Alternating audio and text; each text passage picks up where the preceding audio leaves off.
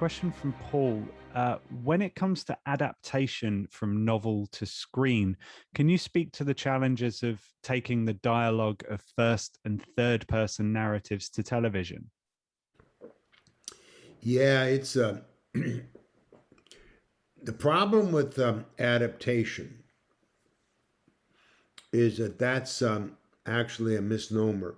Adaptation suggests, the word adaptation suggests that you can move it from one medium to another, just, adapt.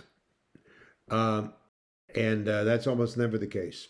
If it's a true novel, that means that in the modern sense, that means that the stuff and substance of that book is the inner life.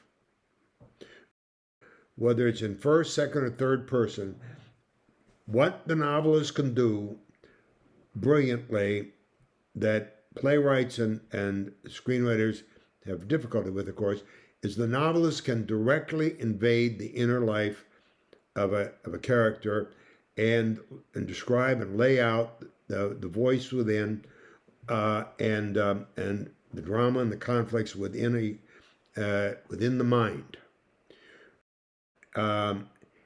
And consequently, in order to adapt it, unless you do that annoying thing of constant voiceover narration of the character telling you the story while the camera looks at decorative photography, you have to take that inner life and put it into dramatized scenes, dramatized dialogue.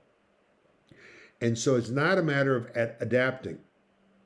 It's a matter of reinventing, of taking what was inner and making it outer and dramatizing it in scenes. And so if it's really a fine, beautifully written novel, it's going to have to be reinvented for the screen. And that's not easy. The best adapter of novel to the screen that I know of was Ruth Jabala, who was the screenwriter for the James Ivory films. And she worked from Henry James and E.M. Forster, really superior novelists, truly subjective novelists. And she found ways to take all that subjectivity and objectify it in dramatized actable scenes. And so she reinvents. But she keeps the spirit, because that's the great test in adaptation. You want to take a truly wonderfully written piece of literature and then dramatize it for the screen. Somehow you have to capture the spirit of the novel while you're reinventing it in many ways in order to dramatize what was in inner monologues. This is why most adaptations of novels to the screen fail. The novel is meant to work in the imagination of the reader.